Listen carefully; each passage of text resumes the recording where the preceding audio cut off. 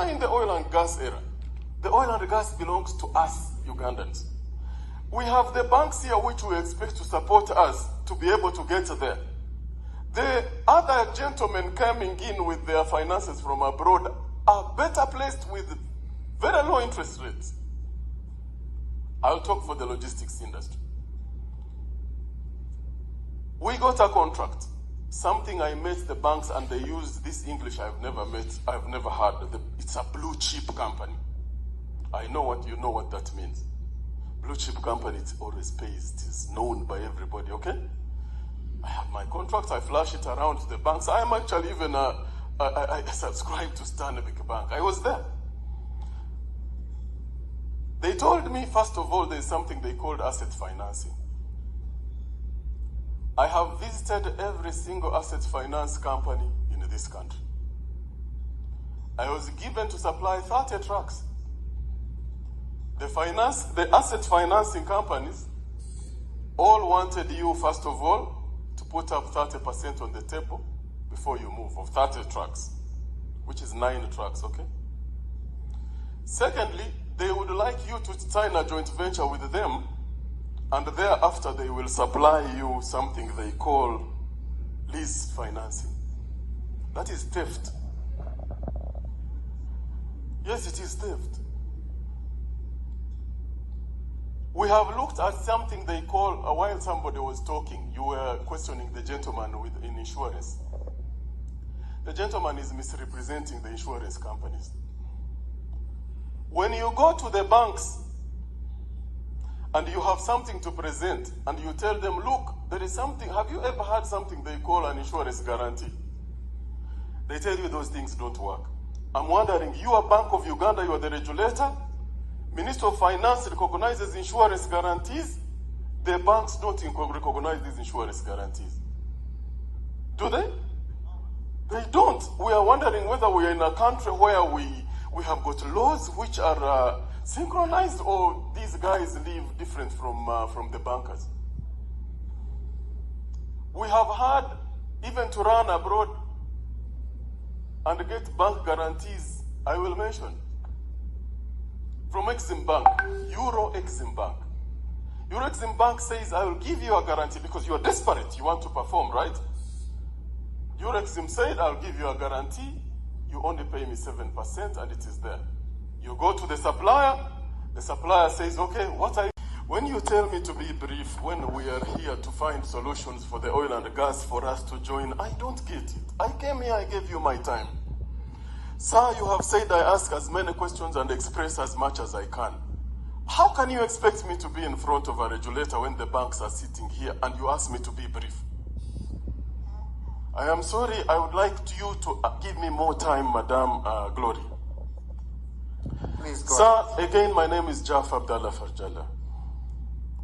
First of all, I represent 519 indigenous companies, all of which have not had the privilege to sit at the table like DDG said. However, coming back to the bank's issues, oil and gas, it is, when I hear our colleagues speak, the language they use here is far different from when you approach them as the banks and sit with them. They have a lot of English right now, Bwana Regulator. But let us tell you what we face, because we are here to give our experience so that PAO can understand why we are not at UCB. I don't know how much they want to know me. But you go there and they say, okay, look, you bring your title. But you have a contract. AGL, who is also you are a banker for AGL. I am also your client. Why can't you find a middle ground? Go to Vivo Energy, give them the guarantee, fuel my trucks, and let me do the job. Why is it so difficult? Are these laws cast in stone? I don't know how you do it, but the banks are not telling you the truth, and this is what we are going through. Sir, we have had also to move around and make sure we had credit from the suppliers. for trucks in this case. The suppliers of the trucks, for instance, we all know who are in logistics. We have around 3 suppliers. They tell you, we will give you credit. Give us that guarantee.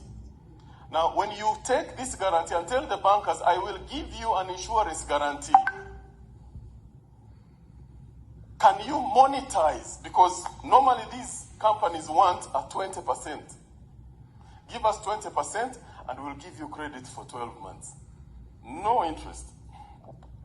Now you say, I will go to the insurance company. The insurance company knows me.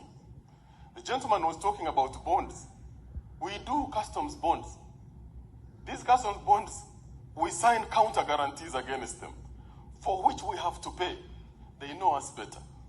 Now, when we say we have an insurance bond, and we would like them to do what you call discounting of the bond, it doesn't work here in Uganda. We read them in the papers. We read them, the theoretical bit of it. It doesn't really exist. Then when I come to you to discount this bond, why do you refuse? The insurance company is saying if they default, I will pay. Now, I don't know, you are going to have to educate us. You know, when we do, we are very ignorant. If we don't say here before the regulator, we will not get to know after this. So you will need to tell us, why can't you discount this insurance guarantee that I have given you, so that I can get this insurance guarantee and pay the supplier, and he gives me 12 months so I can pay back. I'm talking business since I'm not a finance expert or anything. But that takes me back to the Uganda Revenue Authority is sitting here. They told me there was a representative. There was a circular you gave out. Effective October 1st, local marine insurance for everything. Rigs, name it, pipes. How many have you insured under local marine insurance? Sir, we are losing under, as local content, we are losing that business.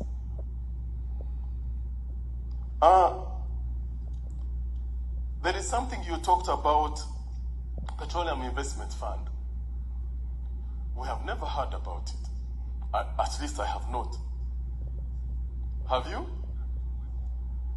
I also have heard about Islamic finance. When we went there, they said you in Bank of Uganda had not approved any product, but you gave a license. And we were very busy opening up bank accounts with the new Islamic finance account, and they said, just open the accounts, but we don't have any approved product. I'm reporting to you. We also heard from other sources, they said Bank of Uganda warned the banks, go slow on all those projects in logistics that have to do with oil and gas. Now, we were shocked. Those were words we got from there. I will not tell you who it was because I will risk their job. But that is what they said, you said.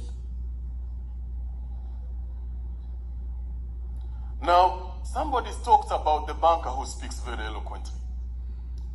You see, we change our accounts, we move these other sides, and we take the money to the other end.